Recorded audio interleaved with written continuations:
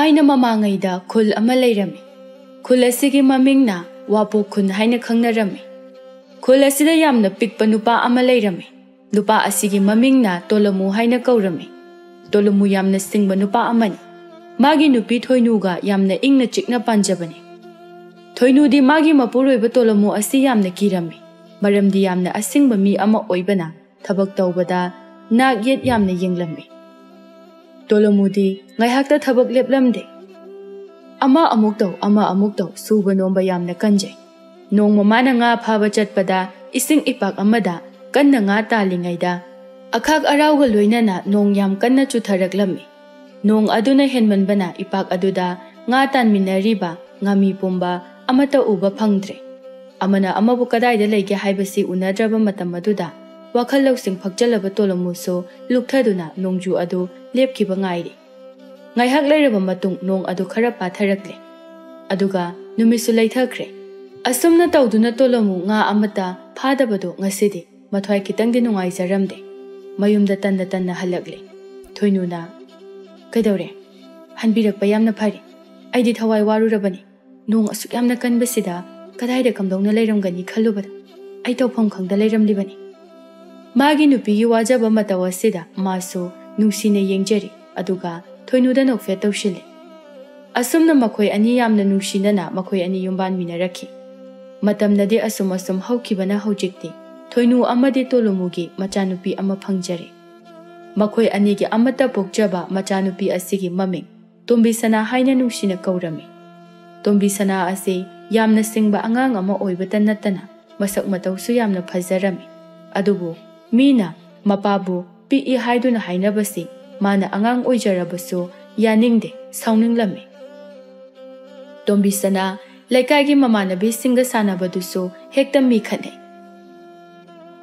Tombisana nangdi nasak phajarasu noigi napado picture pi aikhoi pabane hele chawba. Aikhoi pabane pi ido nangi na thau leibra. Nang nasamdo phoyura aina nangondagi damade hele phajaba. Noi pabado picture kaurasira. Asumna yaya noktuna sanabaduda mapabu mina picture ni haibasi mayamna sauningduna miga se pangphuda phunarami.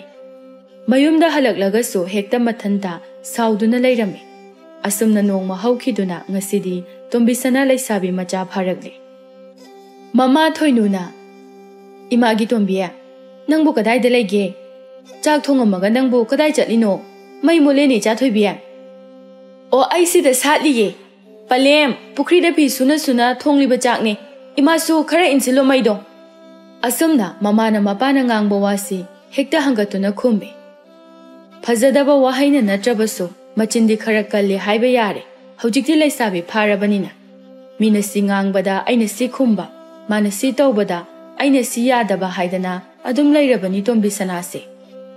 Mamana holoisela o imana haibadine. Nangna tawramba pairamba se aroiba matandabasida haibani. Napana horen halakpadane chaksu loiramda phisu kanghauda tawrabadine ibani puna khunthi chagadra haina tawbani. Loiro. Asomda nongmadi aisimadi tawdaba yade haiduna laikhraba Tolamusu mina nungsidabana loire. Ipikpi adana oijabatani mana khalibase mayam suminaba thabakta mana mayumda punanaba karino mahekta yumpot tale. Haikhrabani masigi picture ase haidana laikai khul adugi miyoi singna haine. Adubu machanupido mana hek pokjabani kaisi manjakhidraba. Masakna marol ama phajariba masamo manawo phajakhre hainasu haine. Oije adusune phajabagi wani machindine haidana kanadehe aikhoiga panabane ngamjapot nateda. Asumna laikai mayam asina Tolamubu nungsidabata natana Tombisanabu su nungside. Adubu henjinbadi pak ngamde. Makhoina nungsinadribase ayamba maramde mahaki mapa asibune haibadi. Tolamu kanna suba nomba tawba amadi mine henjinba yadaba asinasu yamna chawba maramni.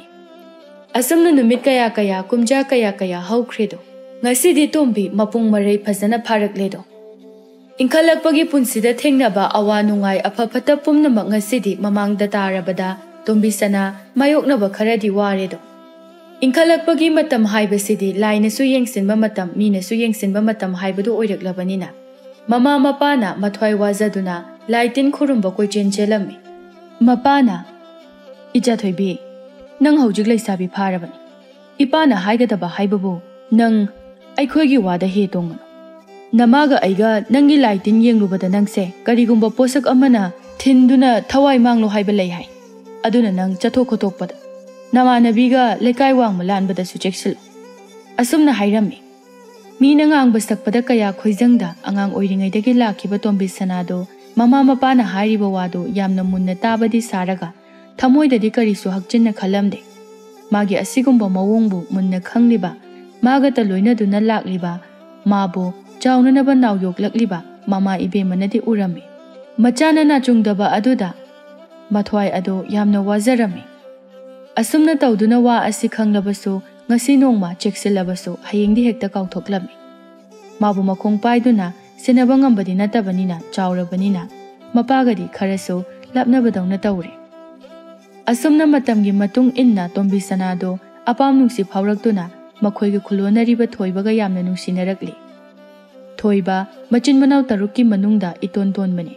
Mahak sinpham naide apang aphangbu suba amadi yamna waba imungi machani. Machil manaw yamanduna setpa chaba maning thungdraba mana thokpa panghingda hingnaraba mama mapadagi siki phangdraba leitabana maram oiraga hingnanabagi lanphamda yamna wana mayoknariba nupa amakhakni thoiba. Thoiba amadi Tombisana matamna purakpa awonbada yauduna makhoi ani nungsinarakhibani. Tombisana hoigi wapokhun asigi mayaida phawduna cheliba achauba turel asina khaiduna wapokhun asibo turelgi kharom thangba asina wapokha aduga turel asigi mathaklom thangba asibuna wapok mathak lekai haiduna khaidoktuna leminarakpani. Tombisana hoigi lekai asina makha lekai oiduna makha lekai tombi haiduna masak matau phajabada lingna leizaribani. Adubu karisu leitaba sinpham naidaba masaksu kaya yaudaba amasung inakaira khundaba thoibabu karigi mathanta pokpi mana kamdawna nungsiribano amade karamna yaninglibano haiba wahang asina leikaigi mamanabagi wahang oirami. Nongmadi thoibana wapokhungi khunyaida turel manakta amuk thengnasi haiduna pauthang tawrakle. Maduda magi watabu ngaizaribi tombi masado charangnaduna ahing tumpham chapham khangdana nonganba wana ngaijaki.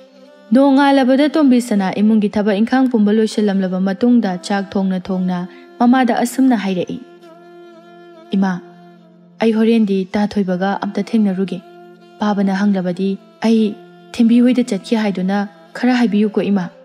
Mama so machanupidu chawre leisabi phare makhoigi matam sima su kalaktabana maram oiraga hoi haiduna yare. Adubu machagi tingkhetla khetba aduda ahongba udabana khitangdi mathwai wajai. Adubu hoi haiduna yanare. Numidang wairamgi matam oishilaklabada tombi thokre kanasu loinada. Asomdana thoiba migi sansenduna leiri adubu matam thanakibana migi thabak adudi loisalamdana lakle hainaramlaga thanakiba mafam adu tamna laklame. Tombisana na ta thoiba kaidawre sugamna thenglaklabade nang kai suruge ngasi. Tombi aise migi sansenbagi pali thoklibani ngasi se adubu ai nang unaningbana laklabani nanga pakpak thengnabasu ngamde aidi suraga jabani sudraga tokpani aduna nangna atopa kanagi wakhal changkhigadra kizabadagi aina asumna marakta pau he tharaklibase. Ta thoiba nangna adumna he haibase ai nungaite aigi pukjeldi kuiraga asengba sanagumna langlakani nang matam chupada kawganu nang karigi warino aina nangidamak leptuna ngasi phawba miyamna makhale kai tombise mamit tanglabani hainaribase nang taraba natro. Ta thoiba nang aibu thajadaba tawbigano. Asigumba tombigi wahai sing amadi mana mabu nungshibagi-damak thajanaba haiba wahai kaya asibuni mana thauna oijaduna madubu tanaba haiduna thabak pumnamak langthoklamduna laklibase.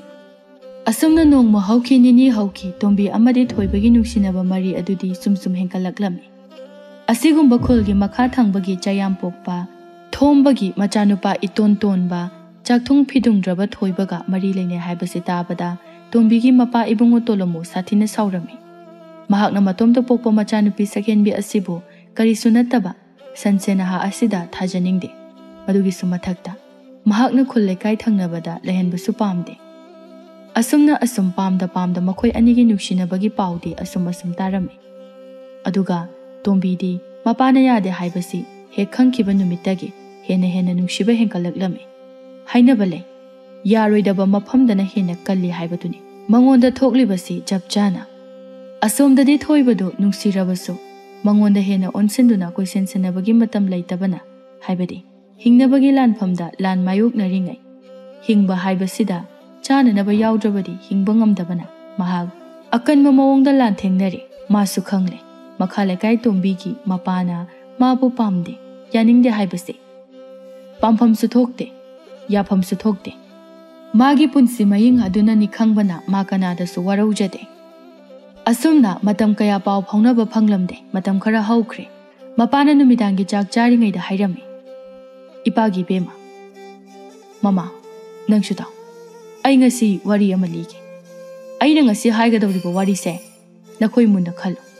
maruoina icha tombi nangni ipagi tombisana nangna taibangpal phaurak tringai matamda ipana nangbu namagi siom nungda mihul lekhre khangludabana ipana tawroidaba thabak khara matam aduda tawkhre aina nga phaba yamna kanna chatlingai matamda numito nong kanna chubana kana amata nga phanade nong patharabada mi pumba mayumda chatnaki adubo ipana ne nong munumit chupa ama matam manglaga karigi lemna hangani khalladuna miyamna changba kinaraba narak mungsong amada ipana changduna ngasigidi yum kuppa yaba I asi oina hekta hekragi aigi su yumdo I singadaba khara leirabani asumna khanduna ne I mayam ama phalam I ado phanba loirabada machi panba nga ama leiribado ipana uhodaduna mangak len kirami adubu nga adudi achamba nga oiramdre taibang mirol khangba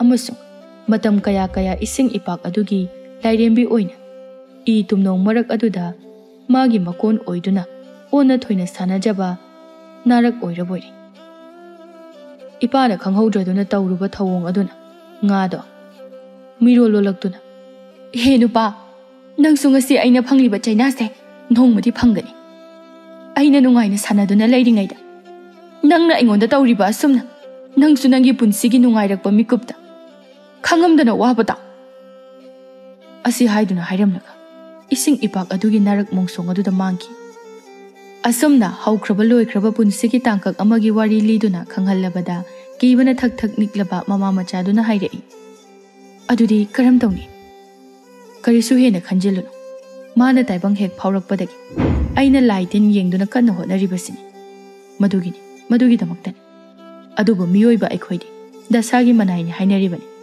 aduna ichagi punsida lakadaba pumnam aina mayoknarabaso nangna sana wakhal munna khanthaba haiba ama yamna maru oi aduna khulsigi mathaklom thangliba wapok thak asida nang nayumna kai panba yade mase munna natin yothaduna khalo ipana hairise mapagi amakpa yawdraba maithonga loinana hairakliba wadu tabada tombi sanadi mamitta piroina duna awaba kaya khanghandana khangli maduna suloide do thoibagi mafamdagi mana tapna lapthorakle thoibasu khalli khandaba nate mana karigino aigi ifamdagi cheliba aisibo mana na hangkai phajinduna aibu sanaramliba karigino aiso kharadi warofam thokpaduna aina nangbu thengnaba mafamda lemna tharu asumna sawbana mai hauraba thoibana khongpham chena leptuna mabu phongba mafamda chingduna purake haibasi khankre tombisana haujikti wakhalsu mapung pharabanina mama mapana haiba wapumba thajarakduna tinkhet laikhet padu kharadi pharaklabani aduba nongmadi ikhang khanghaudana unabagi paw laklami lekai angang amada iche tombi nang ta thoibana ture mapanda thoro haye hore numi leitharaga mabu kadai da lehoge ai thoklakpa ngamloi haibchu chalo angang nangne haipa yam saganu ko nang aduna kaino iche ta thoibana kauru jo haibagi lakpi bani aidi khangde ko aingonda tainarakanu nogi paw tamlaga aingonda amo haido chu kain ai ngamoi asumna karemna duna chenki tombi sana ngai hakti wakhal munna khalli aduga ai thokpana pharani mangoda yamna singnaduna aina asumna sum tawradi masu soidana angam talani ai lona tumina thoklurage mamai du fi kupsinduna tumina thoklai makhoi anine he unapa maduda thoibado yamna ningba kairaba mi amagumna tu sonman sonana leptuna leiramki Kuina sangna matam kaya unarudraba makhoi ani ikai nungsi yanaduna ngaihak tumin leine. Aduga Tombina, Tathoiba, nang mafam asida kaidauramlibano. Nang kaidawbagi aibu kauthoraklibano. Nang aingondagi kari pamnige. Maduda asawbuna mai hauraba thoibana mamit manangang sangangna maya krak chiktuna. Kaino nang ngangiduba. Ay angang macharo. Nang na sananing mamawongda sanaba yabra. Nang na naitong pokpi oirabasu. Nang na saghenbi oirabasu. Ay su sagay amagi achangba bibani. Mama mapa amagi machani. Ay su phajaba apama pumnamak khangi. Aduga nangna aibu laira machani haiduna. Kari su khandaba mawongduna aibu ikaiba piduna. Nang aigi nungsibabu khongoinabani. Ay madu yaba ngambai. Nang asimak aina puduna chakani. Kananasu nangbu ifamdagi mulhauba ngambage haibado ngasidi yengsi. Asi haiduna makhuta tapchingi. Amukta adugumba mawong uraktriba Tombina. Kaino Tathoiba. Thado, aina silibase, ibani maki yaifanabani. Nangna kari khangduna nganglibano aingonda. Nangna kari kidamak aibu pugadoribano. Aina nangbu pamdre, nungsidre haibada. Nangna kari ki kai khangdabagumna aigi imangda leblibano. Nangi adugumba nawongduna amuka hena aina nangbu tukoche. Tombigi wada tabada thamoi puba ngamdraba thoibana. Phai, adu oirabadi aisu haigi. Nangta, tadaba yaroi. Nangna maram kari supidana aibu irale helebani. Phari. Ay lali. Adubu nang simadi khang. Aina nangbu aseng manungsiba makta oirabadi. Ngasi aikhoini imangda cheliba ichela sina saki thamduna aina wasakai. Nangna karigumba nangi punsida aibu hek ningsinglakpa thoklabadi. Nang aigi miki pise lemna mangdaba oisino. Asumna nang sigadabani hingadabani sokadabani haiba wahai asi yaudana thamoi sokna mitki piroinaba mityeng aduga loinana chalamliba paukhong aduna henna Maichak oihore Tombisanadi. Asumna achum aral karino mana pambana karino aina haininglibasina karino khangdana amana amabu waraunaduna puba thangba waraba maichak kayaga loinana magi mayumda hanarakledo. Mayum yaurabada mamagi maphamda chensilaktuna hikna kaptuna. Ima, ay maga kainaba ngamare. Ay mana tawramliba mawongdo ay yengba ngamdi. Ay magi matung induna chakragi. Ima, tungda tholakadaba pumbada. Aigi thakda tajarasanu ima. Asumna hik kaptuna mamagi maphamda thoibaga hainakiba pumba tamduna pena kapcharami. Imagi bema. Haujing ngai hakap laubaduna nakhoi anigi punsi sapagadawribani. Imana haibasi yaw. Nang karigina thauna halibano. Thungnaba ngaktana asengba nungsiba nate. Nanggumna nungsi lapnakiba chamani. Madugisu mathakta. Nangna karigumba. Imana haiba wafam ase yadaduna chakrabadi. Nangi punsida awabadana pik thalani ni icha Tombi.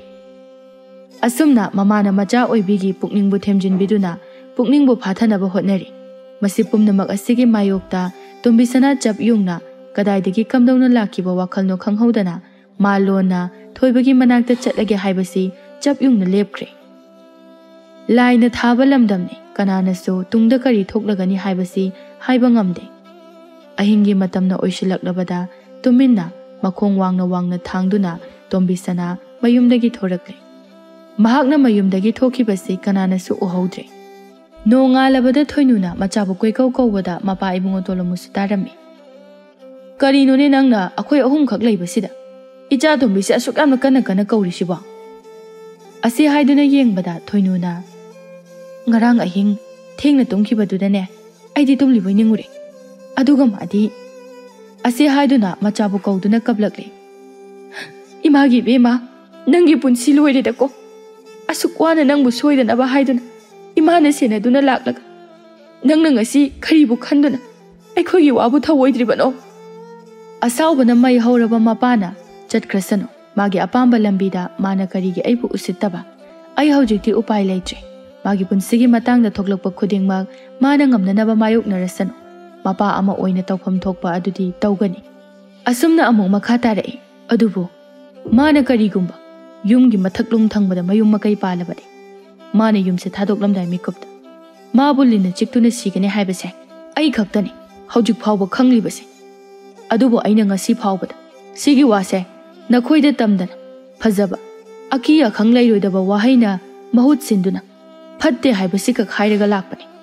Adubu Thoinudi magi mapuroibagi wado tabada mipai chaubi mama ama oirubana machagi punsi manglani ai loire haide loire haiduna fring chongduna kaplami asomdana tombi thoibagi mayum yodringai kappatana choktharaba hakchang adu puduna wana lagli thoibana hek sansen pamaduda chensilaktuna thoibabu koithi thiri ta thoiba nangbu kadaida leige ta thoiba thoibagi thamogi maichakpu themjinba ngamda thaba inkhanga loinana thairamduna yu taptaba makhai thakchillaga ngauraga lambida leiri joiro londuna isaika susaktuna aibu laira majani haiduna adu kuiba matamse matam manganduna leirambako aina lanbani aina mabu aigi damakta lepiribani khaluba aina lanbani aigi wakhaldi angawbani migi masak adu phajakrama naitong pokpiduna ta thoiba ai nangi damak lepli kaina hairaga aina thajaduna asu kuibase kanabu yengda leiruba aina lanbani asi haiduna tikhatana lauduna angawba amagum khoilau lauri sagol adugi maninglom thangba labuk matai aduda kananoma marol mari khangda nganglibase kanano ta thoiba oiraba jala khanduna maninglomda yenglubada ahing nongyai chapuk helaklaba matam aduda tharo maro oladuna leirabadi ta thoiba soidana oiramgani khali karisu akitu jungba phaude jingnaba leite nupi macha mana oini oire khangdaba mi adugi manakta thoibani khana jensinkhre ta thoiba nang doise kaino aina nang bunu shibagi aina ngangliba nangi na phamdagi lapthokliba pumnamak nang bunu shiba heman bana aina na phamdagi na thairibani ibani gi panthungna hayeng tungda nganna punsi lomkhrabadi ibani na nushina ruba adugi kari wahan thokleiribage aina nang bunu shiramdraga ngasi nang na sauduna aibu warauduna chakraga nangbu kari gi themba khambala kadoribano adubu pumnamak asi khanglaga nangi na phamda asengwa wari singse khangalaga nangi wakhal khanglaba matungda ibani gi oiba apam da waripna se haiduna ai laklibani amamba ahingsida hayo ta thoiba nangi apamba karino nangi wada madukak taraga aigi tungi punsigi khandana ai nangi damakta yum madudagi khong thangdoraklabani ta thoiba khomo nang karigi tumina leiribano ta thoiba khomo nang karigi tumina leirino thoibadi mapunsida yuka hena ngauduna asumna tawbasi amukta tawjaraktabana suduna nomduna wana hinglaklaga chak chakhom ama chajaraga kanada su yechada nungaiba asama yama mugal loinana nungaina nusibi magi wakhalda sagajaraga ahing khuding lelakpa oibana ngasi mathong maram khangda labuk adugi mataida laurida mamai sujan amadi ngauraba hakchang adu mapi marol mathong khangda kanna tumduna leiramle mabu tumthakre amadi yu yamna ngaure khanglabada tombina mana ngasaidagi kap lauduna khongduna ngangliba thamoigi oiba asengba wahai sing ado magi ta thoibana taramdre khalubada amuka hena nungaitre asumna asum kap tuna thoibagi kaitharakliba ngasigi saktamasi ubada yengba ngamjadraba tombisu makhada phadrak phamthaduna masu kapna ahenba wakhaltana choktharaba hakchang adu tapna uitharaktuna wamanduna masu ahinga duma labuk aduda nonganba ngaiminare asumna nongalabada laikai khulgi miyamna omsinduna leirami laikai gi jinphen phabi achum arathi dabi mina ama haibada moina ani tamsinbi kangbugi khutta taduna makhoi anibu miyamna haudoklami he ikai khangdabi sak phajabi ibema makha laikai tombi tongambi nangna na hangkhai karigi damak nupa asibu mana nungsiribano khalamisidi masigi oirine ko tongambi nangna kari aikhoibu usitaba saradana namana pana sune aikhoi khangde aikhoi gi icha leite secret hairaklabani kanagi machano khangde haiduna hairaklabani ngasidine nangi numi surabani he nupa nang suni aikhoi nangbu yamna phana khallu aduga nangdi lang thami boire asumna tawduna karino kanano hangdana tawrakliba matawasida makok ngauraba thoibadi tumina leiba natana upai leitre adubu tombidi khara khumlai hanadagi mine henjinba yadaba tombi oibana karino ini hoi mayamna tawbirisibo aikhoina miyamda kari lalamage aikhoina kari oktabali chatlamage miyamna aikhoibu oktabini haibagi maram karigino leibak praja miyam pumna maksu kanana ihen hena okpage aduga kanana ihen hena oktabage Karino, mathong marang khangdana aikhoiba irat pibiriba. Haijabagi wani laujabagi wani. Mayam marak aduda amana ama muhai amana ama muhai amana ama mukhum. Kangjai onduna tokledo. Miyam aduga ma mathandaga lamba taunabadi oithoktabana landa landa magi nungsibabu miyamgi sanapot oiduna miwa ngangnabana mabuk thanba miyamgi mana semjinningba mawongda semjinduna magi nungsibabu ngasigi numit asida lekhatana mangkhredo. Asumna asum pamda miyam aduna makhoi anibu kaina katledo. Adubu masam marudi kokpidre. Aduso makhoi nungsiba saba ama thoglaktuna hu tairaba wahai kaya ka loinana. Marudi kokpirurano aikhoi khulgi angang ngaktanina adumna tawbiragumsi. Mana masak phajabini aidi makha lekaigi tombini na haiga chakhibado madugi mahaini ngasi phanglibase. Yare thadokro lekai khulda mayam chalhankrasi nupa mayumda. Hoi asumna miyamna amuksu makhoibu kanbiba saduna lekha taraba matam asida thadoragle.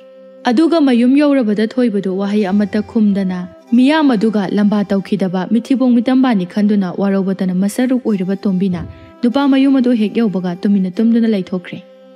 Makhoi anisi asumna ikai nungsi yanana numit kaya ama wa machet amata ngangnadre mana tawphom thokpasing adu tawduna yumdagi mapal phawa thoktre. Khalluba asa ningluba panthung khudingmak khallubana ama tamlambana ama pumnamak tayonaraba tombi ngasidi mama mapabu nungsiba ningsingba helakle.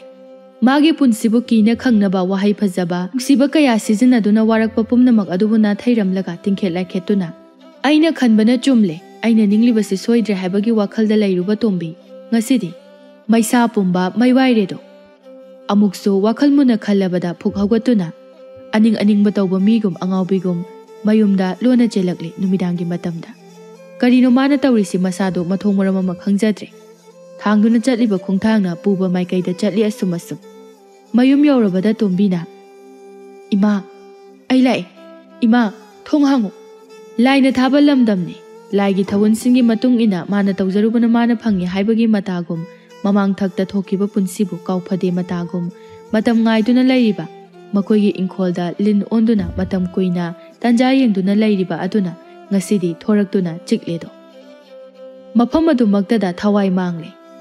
Mana kauba ngangba kanana sutade. Tasingna hingthat thatuna laina lauredo. Nongalabada thoibana tombisanabu thiba lakle. Magi nuksijarabi tombigi matawadu ubada mahak penda nuksiba haithokpam tamthokpam khangda ikai nungsi yanaduna amadi omduna maichak puri thoiba. Tombisana nang kaidorage nang hogolo nangi aigi punsigi wari wali nangna ifamda chalamliba pakhong asibu karino nangna ibu nungsi haikibadubu masigiro ibanigi laibakta asum tho otamambana aina nangi nafamda miyam marak aduda wa ngangkidabani tombi aina akanba wa mayam manganglabsu nanga aigi nungsibada miyamna karisu ikai khumnabiroi ibani na hena aranba oirakani khanbagi aina tumina laibani phare khanduna wa ngangkidabani aigi pangal yaukidabani tombi nang aibu waroduna chatlabo aigi wase nang amukta takhu aisu hinglubagi kanadi ngasigi minambatana thalaba taibungsida aisu nang yaudrabadi hingbagi maram chadi. Asumna hairamlaga adwaide yungliba sambalgi chai atumba ama phuklaga mathanda masu mathwai thajaredo. Mapaga mamaga do laina sinduna ngasai amadagi taunariba pumnamaktu amata tadana sumjinduna thamlubado mikap khangthok thorakle. Imagi ibema nangna tawribasibu karino ichana yumsida khong thangdokibase asiguma phibam masida hanjilaknabarane he. Imagi cha thombi imabu kari oiresige ai kari tawdoino ai haifam khangdre aigi punsi suloire ai suloire amata pokchaba ichagi wakhalda hingjarakpa punsine ngasidi ima suloire icha thombi nangna tawriba matawsibu karino imabu kari oiresige. Asumna angaubi amagum koi chen duna kabli. Mapana ipagi bema masita thoktanaba ipana haibada nangna yakidabani ko tombi ipana nangbu nungsina tombisana haiduna mathanda thokjarakpa khonthokum tombisana haina ipana kaujabade ngasidi Ngasidagidi phanglaroiko. Masi pumba aina thokhanbani. Aina thabak tawbada tungmang yengdana tawrubaduna. Ngasi icha kainabagi maisa hase langlibane. Aina ngasi phanglibase bidhigi nongdamne. Bidhigi nongdam.